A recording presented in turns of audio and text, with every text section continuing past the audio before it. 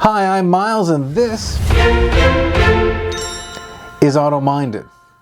Got something pretty unique here because, well, it's a coin, but it's a Bricklin SV-1 coin. And you might start to wonder, why would Canada do a coin with a Bricklin on it? I mean, after all, this was just a flash-in-the-pan company that was around for less than 3 years, and they produced fewer than 3,000 vehicles.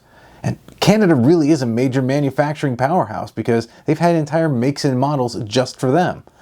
But those were often offshoots of companies in the USA, and when it came to Bricklin, well, the bodies, the manufacturing, and the financing all came from the Great White North. So it's a true Canadian, and this is actually a true coin because it's a stamping from the 2003 Transportation Series where they made silver coins at the Royal Canadian Mint.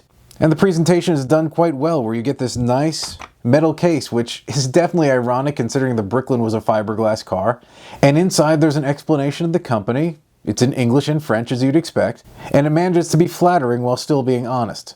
So if the Mint's being kind to Bricklin, I guess so will I, and when I just talk about his time in the auto industry, I'd say his sort of business ideas were a little bit more Billy Durant and a little less Henry Ford, and if that all sounds like it's a bit of its own kind of story on its own, it really is, and so that's probably one for another time, because this video is not about Malcolm Bricklin, it's about the Bricklin coin, and so you don't really need me to add that 2 cents on top of $20 Canadian. But for me, the reason to collect this coin is actually a bit personal because, well, this completely represents the full conflict I have between Bricklin and money.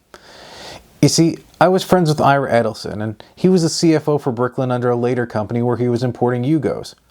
Ira really didn't have that many good things to say about Malcolm, and it really didn't have to do with many things personal. It's just, you're going to offend your chief accountant when you have loose financial ethics, and that's also some of the things that kind of tainted the SV-1 for me.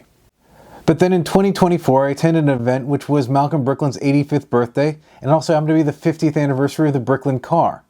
That's where I got to meet people whose love for an orphan vehicle ran so deep that they kept it alive for half a century, and they've traveled great distances to celebrate it. And those are the kind of people I can really get behind. Because this coin is not about the person who put his name on the back of a car. No. It's about recognizing those individuals who built it and celebrating those true enthusiasts who continue to love the car today. Thank you for watching.